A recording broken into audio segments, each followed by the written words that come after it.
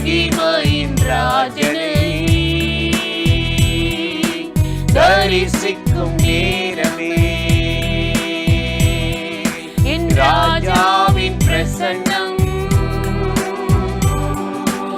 எப்போதும் ஆனந்தம்.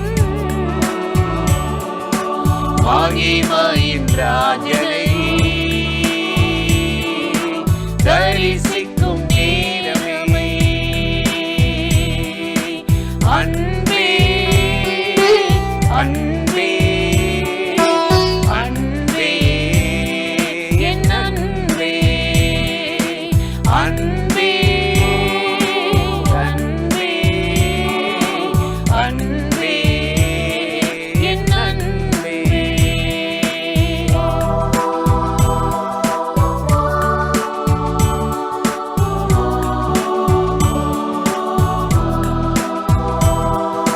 தூதர்கள் பாடிடும் பரலோக கீதமே தூதர்கள் பாடிடும் பரலோக கீதமே நாங்கள் கேட்டிட உள்ளம் எல்லாம் பொங்குதே.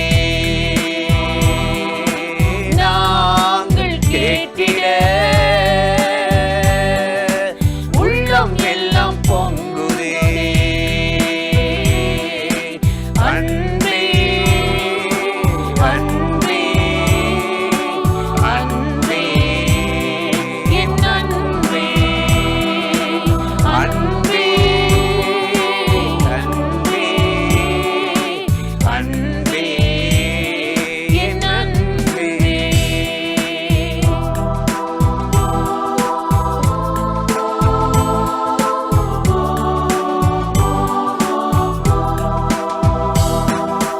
வெண்ணாடை அணிந்து குருத்தோலை ஏந்தி வெண்ணாடை அணிந்து குருத்தோலை ஏந்தி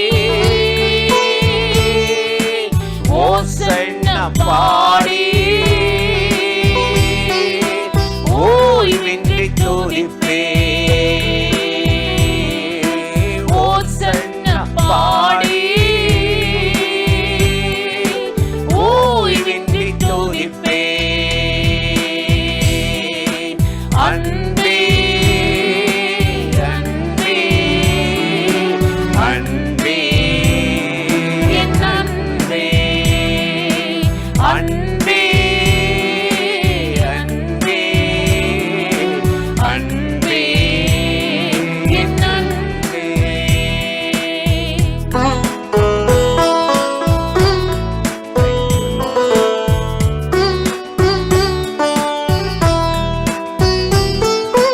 நீரே என் கண்மலை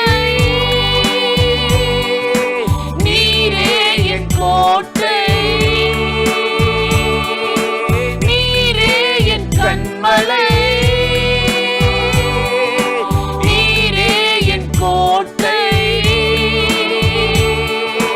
நீரே என் அடைக்கலம் நீரே என் நம்பிக்கை நீரே என் அடைக்கலம் நீரே என் நம்பிக்கை.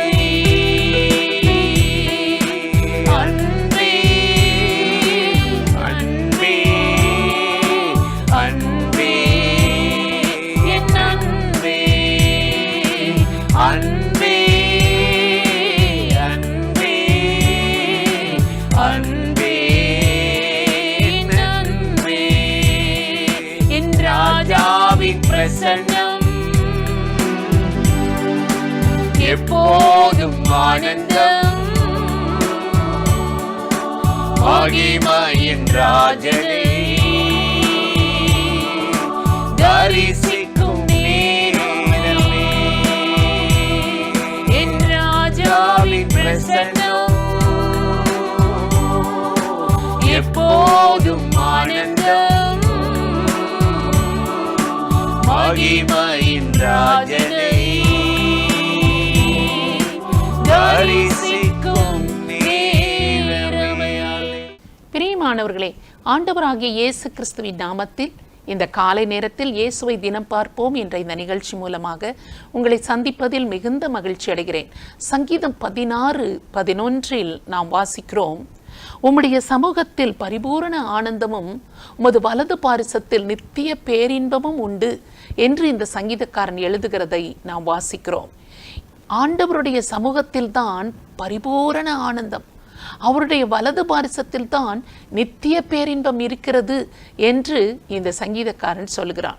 இதை அறியாத அநேகர் பாருங்கள், இன்றைக்கு ஆனந்தமும் பரிபூரண ஆனந்தமும் பேரின்பமும் வேறு ஏதோ ஒன்றில் கிடைப்பது போல, எங்கோ தனக்கு கிடைத்துவிடும் என்பது போல அதை நாடி போகிறதை நாம் பார்க்கிறோம். மதுபானங்கள், சினிமா, சிற்றின்பங்கள், இன்னும் அநேக கேளிக்கை விடுதிகள், இவ்விதமான காரியங்களில் அவர்கள் தங்களுடைய நேரங்களை செலவு பண்ணி இதுதான் ஆனந்தம், இதுதான் பரமானந்தம், பேரானந்தம் என்றெல்லாம் அதில் திளைத்து கொண்டிருக்கிறார்கள்.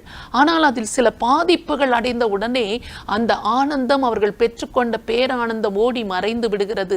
ஐயோ, துக்கமும் வேதனையும் பாரங்களும் என்னை சூழ்ந்து கொண்டிருக்கிறதே என்று சொல்லி கதறுகிறார்கள். ஆனால் இந்த சங்கீதக்காரன் பாருங்கள், ஆண்டவருடைய சமூகத்தில் தான் எனக்கு ஆனந்தம் இருக்கிறது, அவருடைய வலது பாரிசத்தில் தான் நித்திய பேரின்பம் இருக்கிறது என்பதாக அவர் சொல்லுகிறார். அதிகாலையில் எழுந்து ஆண்டவருடைய சமூகத்தை நாடி நாம் பாடி துதிக்கிற பொழுது, ஆண்டவரை நோக்கி பேசுகிற போது, ஜெபிக்கிற போது, அவர் தம்முடைய வார்த்தையை அனுப்பி நம்மோடு பேசுகிற போது, பரிசுத்த ஆவியானவரால் நம்மை நிரப்பி அவர் நம்மை பலப்படுத்துகிற போது அதில் கிடைக்கிற ஆனந்தம், அதில் கிடைக்கிற பேரானந்தம் இந்த உலகத்தில் வேறு எங்குமே கிடைப்பதில்லை. நம்மை சுற்றி பிரச்சனைகள் இருக்கலாம், நமக்கு அநேக பாடுகளும் மன உளைச்சல்களும் கண்ணீரும் துன்பமும் துக்கமும் நிறைந்து இருக்கலாம். அப்படிப்பட்ட சூழ்நிலைகள் நடுவில் தேவ சமூகத்தில் போய் நிற்கிற ஒவ்வொருவரையும் தமது ஆனந்தத்தினாலும் பரிபூரண பேரானந்தத்தினாலும் ஆண்டவர் நம்மை நிரப்பி ஆசீர்வதிக்க அவர் வல்லவராக இருக்கிறார். இதுதான் என்னுடைய மகிழ்ச்சி, இதுதான் என்னுடைய ஆனந்தம், இதுதான் என்னுடைய பேரானந்தம் என்று சொல்லி நாம் அதில் தொடர்ந்து கடந்து போகிற போது நம்முடைய வாழ்க்கையை வாட்டி வதைத்து கொண்டிருக்கிற இந்த பிரச்சனைகள் எங்கு இருக்கிறதென்று நாம் தேடி பார்த்தாலும் காண முடியாதபடி அவைகள் ஓடி மறைந்துவிடும். ஏனென்றால் அவருடைய சமூகத்தில் இருக்கிற ஆனந்தமும் பேரானந்தமும் இந்த தீமைகளை, இந்த துன்ப துயரங்களை, நம்முடைய வேதனையின் பாதைகளை துரத்தி அடித்து விடுகிறது. அதனால்தான் இந்த சங்கீதக்காரன் சொல்லுகிறான், உம்முடைய சமூகத்தில் ஆனந்தமும் உம்முடைய வலது பாரிசத்தில் நித்திய பேரின்பமும் இருக்கிறது என்று தன்னுடைய அனுபவத்திலிருந்து அவர் எழுதுகிறதை நாம் வாசிக்கிறோம்.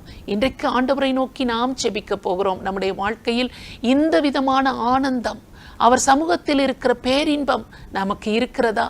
இல்லாவிட்டால் இயேசுவே, என்னை உமது சமூகத்தின் ஆனந்தத்தினால் நிரப்பும், என்னையும் உமது பரிபூரண பேரானந்தத்தினால் நிரப்பும் என்று சொல்லி ஆண்டவர் சமூகத்தில் வந்து நின்று நம்மை தாழ்த்தி ஜெபம் பண்ணுகிற போது தமது பேரின்பத்தினால், ஆனந்த தைலத்தினால் நம்மை நிரப்பி அவர் ஆசீர்வதிப்பார். இதுவரை நம்முடைய வாழ்க்கையில் இருக்கிற அத்தனை துக்கங்களையும் துயரங்களையும் மன வேதனை வியாகுலங்களையும் ஆண்டவர் நீக்கி விடுவார். ஆண்டவரை நோக்கி நாம் இப்பொழுது ஜெபிக்கலாமா? ஸ்தோத்திரம் ஆண்டவரே, மை நன்றியோடு துதிக்கிறோம். இந்த காலை நேரத்தில் இயேசு கிறிஸ்துவின் நாமத்தினால நாங்கள் ஜெபிக்கிறோம். ஆண்டவரே, உம்முடைய சமூகத்தில் தான் ஆனந்தம் இருக்கிறது, உம்முடைய வலது பாரிசத்தில் தான் நித்திய பேரின்பம் இருக்கிறது என்று சங்கீதக்காரன் சொன்னது போல இந்த வார்த்தைகளை விசுவாசித்து எங்களோடு இணைந்து ஜெபிக்கிற ஒவ்வொருவர் வாழ்க்கைக்காகவும் நாங்கள் ஜெபிக்கிறோம்.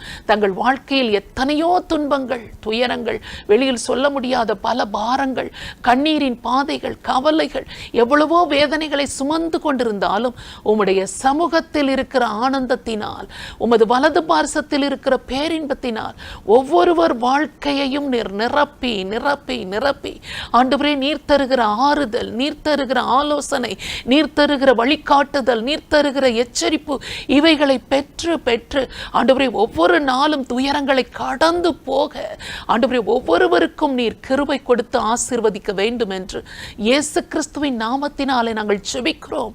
இதுவரை அவர்கள் சந்தித்து வருகிற வருகிற இதுவரை அவர்கள் சுமந்து வருகிற பாரங்களும் வேதனைகளும் அவர்கள் இருதயத்தை விட்டு சிந்தையை விட்டு அழிக்கப்பட்டு காணாமலே போகட்டும். உமது ஆனந்தத்தினாலும் பேரானந்தத்தினாலும் ஒவ்வொருவரையும் நிரப்பி நீர் ஆசீர்வதியும். இயேசு கிறிஸ்துவின் நாமத்தில் ஜெபிக்கிறோம் நல்ல பிதாவே, ஆமென்.